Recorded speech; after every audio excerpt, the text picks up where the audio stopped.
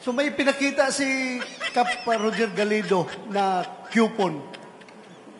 Ano ibig sabihin ng couponan? Yan. Anong ibig sabihin yan? AX po. AX? Opo. Paano maging AX yung papel na yan?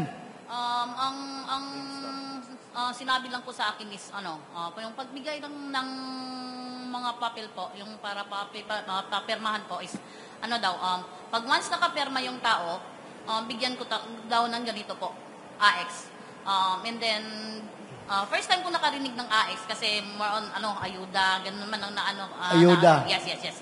And then that's why, ang sabi ko sa mga napag-utusan ko po, na sabihin mo na lang na assistance. Sino ang nagbigay sa iyo ng coupon na yan, na ipamigay? Nagbigay ng instruction sa iyo? Si Bensar Yap po. Mr.? Bensar Yap. Mr.? Bensar Yap. Bensar Yap. Yes, sir. The same person. The same person, Madam Chair. Bensar Yap. Yes, sir. Sino nakakilala kay Bensar Yap dito? Kaya patawag natin dito ngayon. Andiyan mo yung Davao City Police Office, oh. Pwedeng papuntahan dito. Bensar Yap. Singit lang, Richelle Batching. PBA coordinator ka ba? Yes po. I see. So, itong si Bensar Yap, boss ninyo, parang district coordinator ng PBA. Yes, ma'am. Okay. So, above you is Bensar Yap. Yes po. Alam mo kung sinong above pa kay Bensar Yap? Yes po. Sino? Congressman Migs Subiri, Nograles po, sorry. Migs Subiri. Sorry. Damay mo pa si Migs Subiri dito. Sorry po. Migs. Nograles po. Migs Nograles. Opo. Siya ang boss ni Bensar Yap. Yes po. Si Bensar Yap ang district coordinator ng District 1 Anto Yes po. for PBA Party List. Po. Ikaw, barangay coordinator? Barangay San Antonio po. Barangay San Antonio coordinator. Opo. Sa ilalim sa'yo, sino pa? Wala na. Ikaw na diretso pupunta sa mga individual, kada tao, magpapirma. Opo. Ikaw na. Nagganda ka. Tingnan mo ha.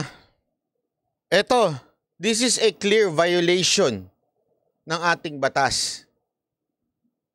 Kasi may purpose etong AEC na sinasabi nila eh. Ayan o, may purpose to eh. Ito ang purpose niyan, tulong niyan, supposedly sa assistance to individual in crisis situation. Tulong yan, pera yan ng taong bayan. Tax natin yan. Tapos ipamimigay mo, kapalit pirma, anong tawag mo dun? Illegal ho yun.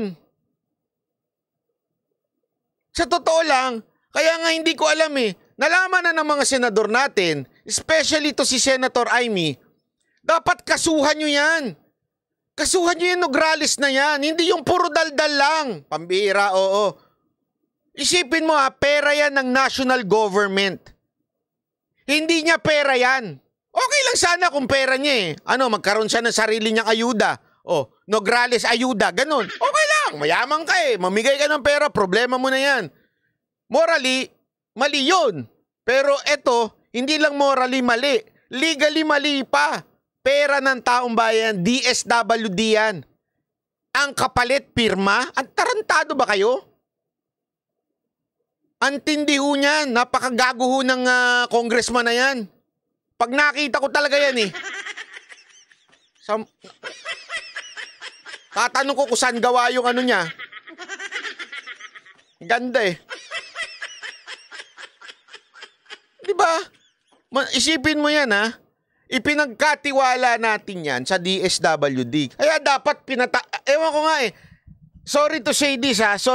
Pasensya na ho ha. Wag ho kayo magagalit. Lalo na kayong mga Amy fanatics dyan. Yung pilit na pinagtatanggol si Amy. Tangina, nakita mo na, alam mo na.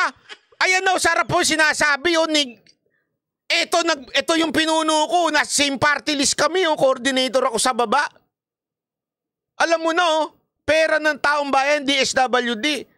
Ba't di mo patawag yung DSWD? Hindi mo patawag yung regional director nila. Hindi mo patawag yung secretary nila. Don't tell me wala ka na naman kakayanan ipatawag yon. Utang ina pa, lagi na lang palusot. Hindi, alam mo, doon talaga nakakainis eh. Totoo naman, nakakainis. Mantakin mo, etong nalaman nila dito, hindi ho ito joke. Kasi isipin nyo to ang daldal-daldal lagi ni Senator Amy. Siya, sa kanya unang nanggaling yung salitang 20 million na nanggaling kay Speaker, di ba? And yet, ano na? Wala, tigilan natin to. Kasi nga, wala namang kwenta na dahil tinigil na yung PI.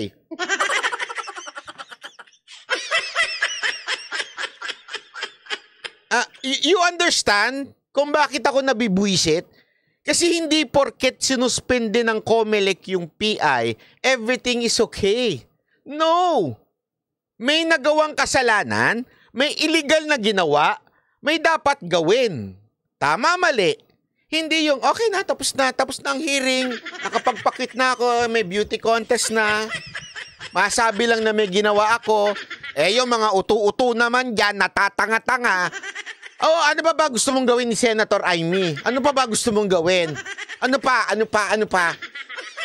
You're expecting too much from Senator Amy. Hindi nyo ba nahahalata? For exposure? Ika nga ni Garski. Ilang exposure. Talagang para lang gumandang ang ano niya sa taong bayan.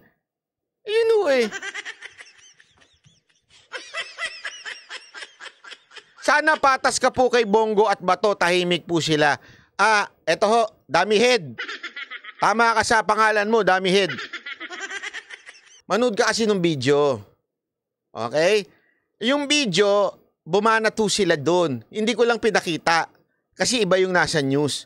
Madami po silang binanat doon. Ang problema ko, kasi ang chair o yung namumuno dyan ay si Senator Amy. So dapat siya ang nagpoporso niyan. Etong yung ibang senador, nandyan lang as member of Senate at saka nung committee na yon. Actually, tinanong ko yan pwede ka bang umupo sa ibang committee? Pwede naman. Kahit hindi ka member ng committee na yon, pwede. Pero all the decision, kaya nga isipin nyo, kaya nga yung kahit senador, lagi nag-excuse me kay chairman.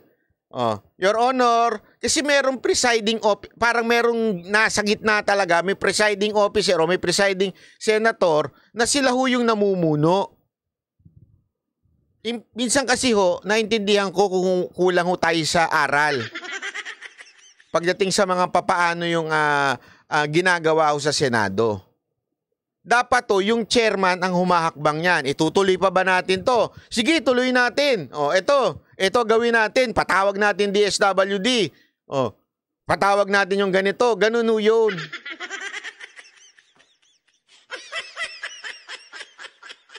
Kaya nga hindi, kayo na lang Ito na lang simpleng tanong ko sa inyo mga kababayan. Sa tingin ninyo, illegal yung ginawa na yun?